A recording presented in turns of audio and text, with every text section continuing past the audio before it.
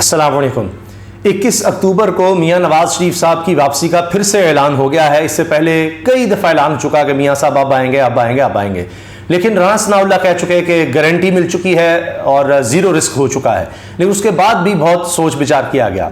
اب نظر یہ آ رہا ہے کہ اس وقت پوری کی پوری ریاست اور حکومت ہر طرح سے میاں نواز شریف صاحب کی واپسی کے لیے اور ان کو پوری طرح فیسیلیٹیٹ کرنے کے لیے پوری کوشش ہوگی، اور یعنی سر کے بل بھی لیٹنا پڑ جائے، کچھ کرنا پڑ جائے، تو اب میاں صاحب کے لیے سارے راستے بنائے جائیں گے۔ ہر کوئی اپنی سطح پر اس کام میں لگ جائے گا۔ اس کا ایک بڑا ثبوت یہ ہے کہ آپ دیکھیے کہ فواد حسن فواد جو پرنسپل سیکرٹری رہے میاں نواز شریف صاحب کے، اب ان کو بھی کابینہ میں شامل کر لیا گیا ہے۔ اس سے پہلے احد چیمہ جو کہ فواد حسن فواد کی طرح نیب کے کیسز بھگت چکے، وہ بھی کابینہ کا حصہ ہیں۔ عمر سیف وہ بھی نگران کابینہ کا حصہ ہیں، وہ میاں شہباز شریف صاحب کی کابینہ بھی رہے۔ تو اب جو نظر آ رہا ہے پلان کہ جی دوبارہ نون لیگ کو لایا جا رہا ہے، بلاول صاحب بھی یہ بات کر رہے ہیں کہ جی لیول پلینگ فیلڈ صرف ایک کے لیے ہے، باقیوں کے لیے نہیں ہے، یعنی نون لیگ کے لیے سب کیا جا رہا ہے۔ پھر یہ خبر بھی آ رہی ہے کہ جی اب جو انٹرویوز ہیں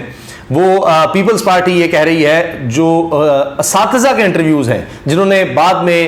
ڈیوٹی دینی ہوتی ہے الیکشنز میں، وہ بھی اب نون لیگ یعنی مریم نواز صاحبہ ان کے انٹرویوز کر رہی ہیں، اور اس کو ٹویٹ کیا ہے اسد اللہ خان صاحب نے اس بات کو۔ یہ سب اپنی جگہ ہو رہا ہے، نیب میں تبدیلیاں ہو رہی ہیں، باتیں تو کی جا رہی ہیں کہ جناب احتساب ہوگا، مگر ابھی تو احتساب کا رخ صرف اور صرف ہمیں نظر آتا ہے تحریک انصاف کے خلاف، اور تمام اداروں کا رخ بھی یہی ہے، صرف نیب ہی نہیں، ہر کوئی اسی طرف کر رہا ہے۔ تو کیا اچانک نون لیگ یا پیپلز پارٹی میں سے کرپشن ختم ہو گئی ہے، جبکہ سارے بڑے بڑے کیسز تو ان کے تھے، انہوں نے نیب میں ترامیم کر کے 1100 ارب روپیہ معاف کروا لیا؟ تو کیا ہو رہا ہے؟ تازہ واردات آپ نے سنی کہ تقریباً 10 ارب روپیہ یعنی 960 کروڑ سے زیادہ بتایا جاتا ہے، جو لگ بھگ 10 ارب روپیہ بنتا ہے، وہ اشتہارات کی مد میں صرف 16 مہینے میں پچھلی حکومت نے، یعنی یہ جو پی ڈی ایم کی حکومت تھی، نون لیگ کی حکومت تھی، پیپلز پارٹی کی حکومت تھی، انہوں نے تقسیم کیا، اور اس کا الزام مریم اورنگزیب صاحبہ پہ جاتا ہے۔ اس کے ساتھ ساتھ پاکستان کی تاریخ میں 43% قرض، جو کل قرض ہے آج تک پاکستان کا، وہ انہوں نے لیا، اور صرف آخری مہینے میں 900 ارب روپے سے زیادہ کا قرض انہوں نے لیا ایک مہینے میں۔ آپ سوچئے ذرا، 900 ارب روپے، تو بڑے بڑے ان کے اسکینڈلز ہیں۔ مگر ڈاکٹر دانش صاحب جو سینئر صحافی ہیں، پروگرام بھی کرتے ہیں ٹیلی ویژن پر، اور اس وقت آج اگر آپ دیکھیں جو سخت ترین ناقدین ہیں عمران خان صاحب کے، جو یعنی آپ کو نظر آئے گا ایسے ایسے جملے بولیں گے عمران خان کے خلاف کہ کسی اور کے خلاف آپ کو نہیں سننے کو ملیں گے، یا کسی صحافی کی طرف سے نہیں ملیں گے۔ انہوں نے شہباز شریف صاحب کی ہی رکن یعنی کابینہ کی رکن خاتون پر ایک بہت بڑا الزام لگا دیا ہے، بہت بڑا الزام، اور انہوں نے یہ ٹویٹ کیا ہے ابھی حال ہی میں، یہ ان کا جناب 11 ستمبر کا ٹویٹ ہے، اور وہ لکھتے ہیں شہباز شریف کی خاتون وفاقی وزیر نے میڈیا میں بیٹھ کر اپنی کارکردگی کی بجائے دوسروں پہ صبح شام الزام لگایا، اور خود صرف 16 مہینے کی انتھک محنت کر کے ملکی اور غیر ملکی اثاثے کی مالکہ بن چکی ہیں۔ یہ بہت بڑا الزام ہے کہ جی شہباز شریف کی خاتون وفاقی وزیر نے میڈیا میں بیٹھ کر اپنی کارکردگی کی بجائے دوسروں پہ صبح شام الزام لگایا، میڈیا میں آ کے بڑا کہ جی فلاں نے کر دیا، اور بڑا کچھ کہا، اور صرف 16 مہینے میں کیا کیا، اتنی محنت کی کہ ملکی اور غیر ملکی اثاثے کی مالکہ بن چکی ہیں۔ کروڑ روپے کی آسٹریلیا میں جائیدادیں، اور دبئی مرینا پرنس ٹاور میں، نام بھی بتا رہے ہیں جی، وہ دبئی مرینا پرنس ٹاور میں تقریباً 40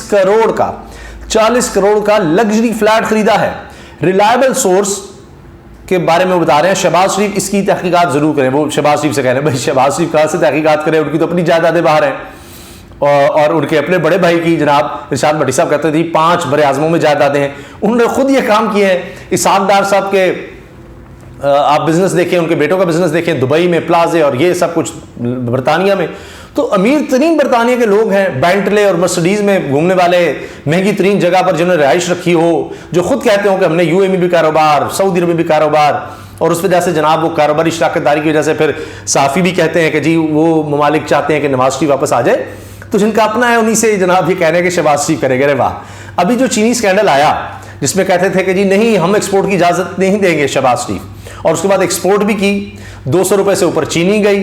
اسمگلنگ بھی ہوتی رہی, سب کچھ ہوتا رہا, اور ان کی اپنی شوگر ملیں ہیں, سوچیے ذرا, اور خود کہتے ہیں ہم بڑا فائدہ دے سکتے ہیں, یہ سب کر سکتے ہیں, جہانگیر الدین صاحب کی شوگر ملیں ہیں. تو اب یہ کس بات کی یعنی یہ کہہ رہے ہیں کہ جی وہ کریں اور یہ کریں. ابھی حالیہ پروگرام میں ڈاکٹر دانش نے خود ٹویٹ کیا ہے کہ جی ڈاکٹر صاحب سے پوچھا, وہ کہتے ہیں مجھے بھی کوئی روس کے تیل کا کچھ پتہ نہیں ہے. یہ اس طرح ملک کو لوٹ کر گئے ہیں اور پیٹ نہیں بھرتا. ابھی جگنو محسن صاحبہ جو نجم سیٹھی صاحب کی اہلیہ ہیں, انہوں نے ایک انٹرویو میں کہہ دیا کہ جی 1 ارب روپیہ تقسیم کیا گیا ہے, 1 ارب روپیہ الیکشنز کے لیے. آپ سوچیے ذرا, یہ سب باتیں ہو رہی ہیں. اب چونکہ دانش صاحب نے اس طرح واضح نام تو لیا نہیں ہے, یعنی کہا ہے جی خاتون وفاقی وزیر رکن, اور صبح شام میڈیا میں آتی تھیں, یہ ہے وہ ہے فلاں, نام انہوں نے نہیں لیا. تو جتنا انہوں نے کہا وہ میں نے آپ کو بتا دیا. مگر جہاں تک بات ہے میڈیا کو رقم دینے کی, وہ تو مریم نصیر صاحب پہ آتا ہے. پھر فواد چودھری صاحب ایک دور میں یہ الزام لگاتے رہے ہیں کہ جناب بجٹ میں سگریٹ کی کمپنیوں کو بڑی سہولت دی گئی, اور اس لیے کہ مریم نصیر صاحبہ کے جو خاوند ہیں وہ سگریٹ کی بہت بڑی کمپنی میں بڑے اعلیٰ عہدے پر ہیں, تو ہمیشہ یہ لوگ آتے ہیں تو ان کو فائدہ دیتے ہیں. اس طرح کی باتیں ہوتی رہی ہیں, الزام لگتے رہے ہیں. اب میاں نواز شریف صاحب جب آئیں گے تو میں نے آپ کو عرض کیا کہ ساری سہولتیں ہیں, ان کے سارے کیسز ہیں, کیونکہ یہ پاکستان میں ہی ہو سکتا ہے کہ ان کے لیے, ان کے خاندان کے لیے اتوار کو بھی عدالتیں لگیں. ورنہ تو یہاں یہ ہو رہا ہے نا عمران خان صاحب کے لیے کہ فیصلہ محفوظ ہو جاتا ہے کہ کیا ان کا جو سائفر والا مقدمہ ہے وہ جیل میں ہی چلے گا, عدالت جیل جائے گی, یا ان کا جیل سے ٹرائل کہیں اور ہوگا. جبکہ وہاں پر اہلکار جو ہیں, جو بھی ان کے یعنی ان کے خلاف الزام لگانے والی ٹیم میں شامل ہیں, ایف آئی اے وغیرہ, وہ کہتے ہیں جی یہ صرف ایک دفعہ کے لیے تھا, بس ایک دن کے لیے ہم نے وہاں کرنا تھا, اب آگے ہم عدالت کی طرف جائیں گے, یہ صرف ایک دن کے لیے تھا. وہ فیصلہ محفوظ کرتی ہے جناب اسلام آباد ہائی کورٹ کی عدالت, یعنی چیف جسٹس عامر فاروق صاحب ایک دفعہ پھر وہی یہ کیس سن رہے ہیں. فیصلہ محفوظ ہو جاتا ہے, وہ فیصلہ محفوظ ہی رہتا ہے, محفوظ ہی رہتا ہے, محفوظ ہی رہتا ہے. لیکن وہ محفوظ فیصلہ سنایا نہیں جاتا, لیکن یہ فیصلہ آ جاتا ہے کہ ابھی صبح عدالت پھر جیل میں ہی لگے گی. آپ اندازہ لگائیے, آرٹیکل 10 کہاں گیا آئین کا, فری اینڈ فیئر ٹرائل کا, سب کے پتہ لگے کیا ہو رہا ہے کیا نہیں ہو رہا, وہ الگ بات ہے. لیکن ان کے لیے دیکھیے مفرور بھگوڑے بھی ہیں, مجرم بھی ہیں, عدالتوں سے بھاگے ہوئے ہیں قانون کے مطابق, جو میں آپ سے عرض کر رہا ہوں. لیکن پھر بھی وہ کہتے ہیں وہ آئیں گے, کسی کی جرت نہیں ہو سکتی, وہ سیدھا گھر جائیں گے, کون سی عدالت, کون سا قانون, کچھ بھی نہیں, ان کے لیے سب بدل جاتا ہے. تو یہ جو شہباز شریف صاحب سے ڈاکٹر دانش نے کہا جی وہ خاتون نے 40 کروڑ ادھر مار لیے ادھر مار لیے, تو وہ تو خود اس لیے مشہور ہیں کہ جناب 1100 ارب روپے کے انہوں نے کیسز نہیں معاف کروائے نیب سے, نیب کو انہوں نے فارغ کر دیا, اور اب سارا رخ جو ہے وہ تحریک انصاف کی طرف کیا ہوا ہے, اور ابھی تبدیلیاں بھی ہو رہی ہیں. بہرحال لوگ یہ کہہ رہے ہیں کچھ کہ جی بڑا احتساب ہونے لگا ہے, 500 لوگوں کی لسٹ ہے, وہ دیکھتے ہیں جب ہوگا. تو ابھی تو یہی ہے کہ جی ان کو تو اب کلین چٹ مل چکی ہے, اور اب ان کے لیے تو کچھ ہونا نہیں ہے, ان کو تو کچھ کہہ ہی نہیں سکتا. مگر برطانیہ میں جس طرح احتجاج ہوتا ہے وہ اسی وجہ سے کہ وہ لوگ وہاں دیکھتے ہیں قانون کی حکمرانی ہے, وہاں کا پرائم منسٹر ہو, کچھ بھی اس سے پوچھا جا سکتا ہے, اس لیے وہ ہوتے ہیں کہ جی یہ ہمارے پرائم منسٹر جو رہے ہیں ان کی زندگیاں دیکھیں, اور نہ قانون کی حکمرانی نہ کرپشن کا ان کو کوئی پوچھ سکتا ہے. اس لیے برطانیہ میں ان کے خلاف احتجاج ہوتے چلے جاتے ہیں. اور جناب اب دیکھ لیتے ہیں کہ یہ جو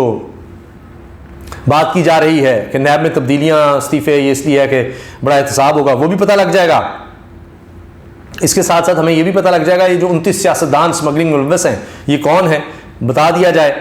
مگر ان دا مین وائل جو عمران خان صاحب کے مخالفین ہیں یا ان کے اوپر تنقید کرتے رہے, نصرت جاوید صاحب ان میں شامل ہیں, سینئر ساتھی, وہ کہہ رہے ہیں کہ جی میں لاہور سے ہوں, میرے آبا اجداد لاہور سے, میں بتا رہا ہوں کہ نون لیگ فارغ ہو چکی ہے لاہور سے, اور وہ کہتے ہیں جی یہ فارغ ہو گئی ہے نون لیگ, ان کا شریف خاندان کا کچھ نہیں بچا. میرا سوال تو سننا ہے. Just because of their love for 16 months nonsense.